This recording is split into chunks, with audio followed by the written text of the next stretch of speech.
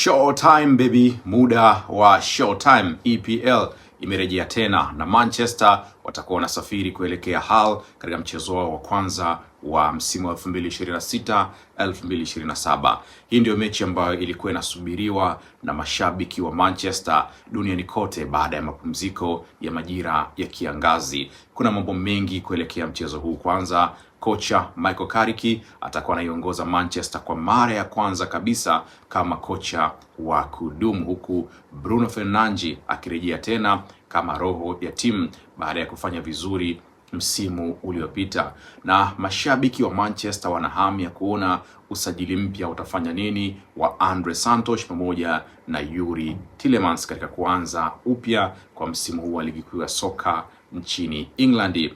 Lakini mimi na mashabiki wa Manchester tunataka kitu kimoja tu, alama 3 muhimu. Leo tutapitia habari zote za kikosi cha Manchester na tutaangazia mambo muhimu pamoja na mbinu zinazowahusu Hull City. Tutaangazia kikosi cha kwanza kinatajwa kuanza kipi, lakini mwisho mimi nitatoa utabiri wangu. Sijui kama utakuwa sahihi, na wewe pia utaniambia kwenye maoni yako hapo chini. Lakini nikukumbushe, Dar es Salaam, Morogoro na kwingineko tunaenda mjini na twende ride. Sasa ni rasmi, EPL narejea, na msimu uliopita tulimaliza kwenye nafasi ya 3. Sasa huu ni ukurasa mpya chini ya kocha Michael Carrick. Ana nafasi ya kutuonyesha kwamba msimu uliopita alichokifanya haikuwa bahati, alikuwa ni mtu ambaye anaweza kufanya kazi hii. Huu ndio msimu ambao Carrick anaanza kazi mwanzo akiwa na mradi mpya wa Manchester United, na safari inaanzia leo pale Hull City ambao wao wamepanda daraja. Wana wachezaji ambao wa standard, so tunatarajia kuona mchezo utakuwaje, Hull City akiwa nyumbani na Manchester wakiwa ugenini.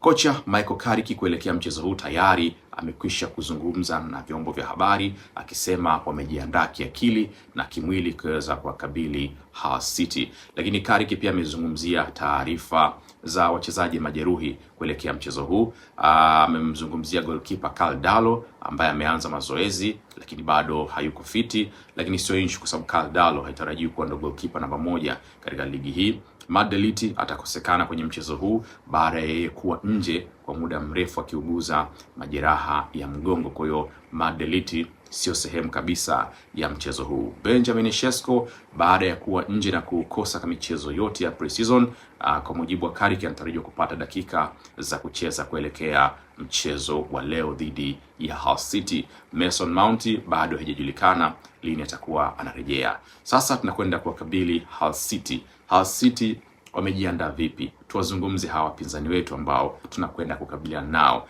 Wao wamekuwa na dirisha lenye nguvu zaidi, wameweza kufanya pia na sajili za maana. Wamemsajili Noble Mendy kwa ada ambayo imekuwa rekodi ya klabu yao, lakini pia wamemsajili goalkeeper mpya Constantino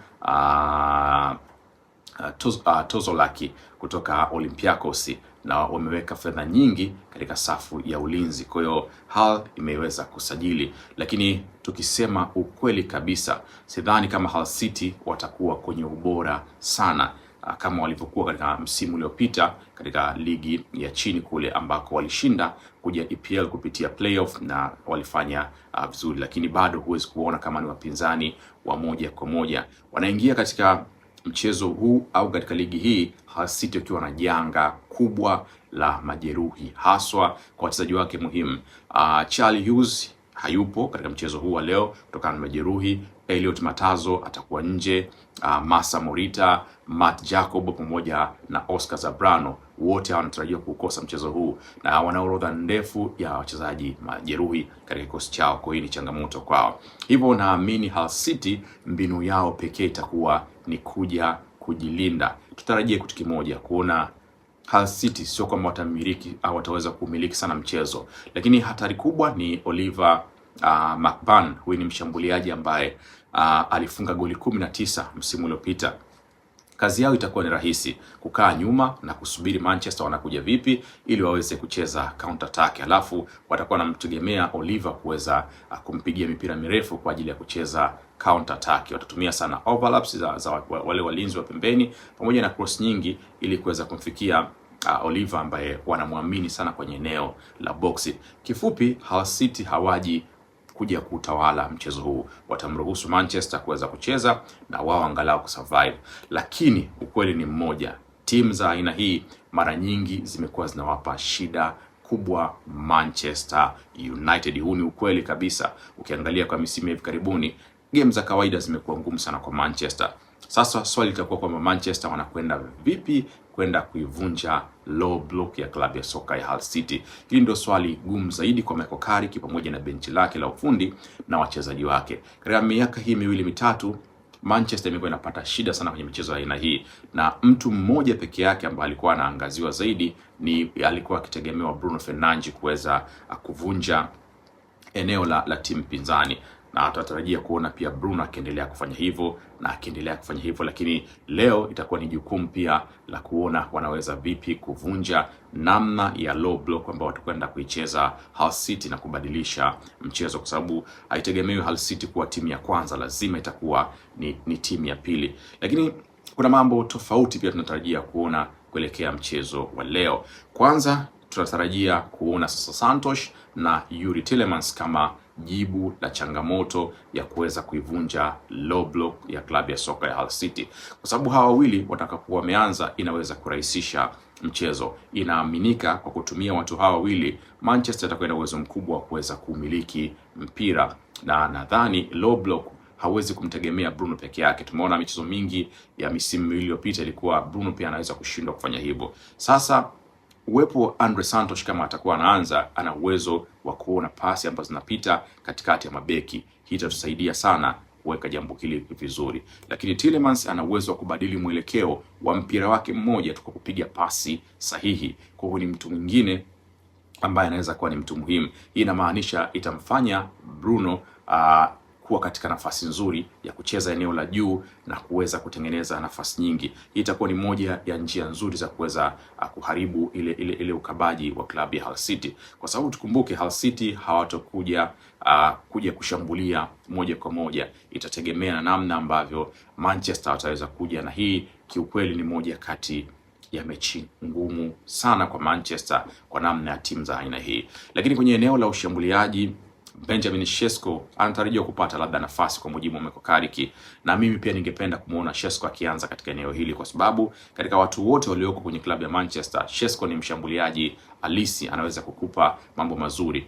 Nyuma ukiwa na Tielemans kwenye kutengeneza pamoja na Bruno, mipira mingi inaweza kumfikia Sesko na kuweza kuiua mechi mapema. Sesko akiwa kwenye eneo la boxi, Bruno akipiga pasi zake pamoja na Yuri, inaweza ikawa ni jambo rahisi kabisa, lakini bado hajacheza pre-season, huenda akawa hayuko fiti sana, japo Carrick amesema kuna namna ya kupata dakika kwa Benjamin Sesko. Kwa mimi kikosi changu cha kwanza nikikitazama ambacho kinapaswa kuanza mchezo wa kwanza, golini bila shaka Senne Lammens, lakini upande wa kulia nitampa Dalot badala ya Mazraoui, Yoro aweze kucheza pamoja na Maguire, na upande mmoja nitampa bwana Luke Shaw, lakini Yuri pamoja na Santos wacheze pamoja na Bruno, lakini pia washambuliaji Kunya, Mbeumo pamoja na Hamadi na Sesko pia, inategemea na namna ambavyo itakuwa. Eneo ambalo linaweza likaamua mechi, sidhani kama mechi itaamuliwa na umiliki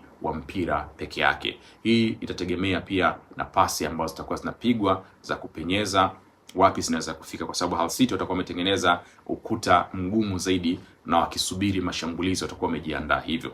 Kwanza hivyo itahitaji Manchester kupiga pasi ambazo zitafika kwenye mistari na kupiga cross nyingi ambazo zinaweza zikamfikia mtu kama Sesko au Bryan Mbeumo katika pande zote mbili, na hali inatarajiwa kwamba watakuwa kwenye wakati huo. So Santos, Tielemans, Bruno, Kobe, yote ambaye atakuwa anaanza wanahitaji kutengeneza utofauti wa kuonyesha wao ni bora zaidi katika kuelekea mchezo huu wa leo. Ukiniuliza mimi utabiri wangu, hii ni mechi ngumu, ni mechi ya mapema, ni mechi ya mwanzo, huwa zina mambo yake, lakini tukumbuke Manchester watapata matokeo mazuri. Naamini kuna goli zaidi ya 2. Hull City wamepanda daraja, sio timu imara sana na wana wachezaji wengi ambao ni majeruhi, so naamini kuna magoli 2 hapa mpaka 3 yanaweza kupatikana. Nataka kuona namna ambavyo partnership ya wale viungo, either ni Kobe Mainoo na Yuri, au ni Andre na Yuri pamoja na na Bruno wanakwenda kucheza vipi ili kuweza kuivunja ile low block ambayo Hull City watakwenda kuiweka katika mchezo wa leo. Hii ni mechi ya kwanza ya Michael Carrick akiwa kocha wa Manchester United. Msimu mzima unaanza. Nafikiri tunaweza kushinda goli ngapi mchezo huu, ama unaona tunakwenda kupata performance gani kuelekea mchezo huu wa siku ya kwanza kabisa ya ligi katika msimu huu 2026 2027? Subscribe, like, share na comment.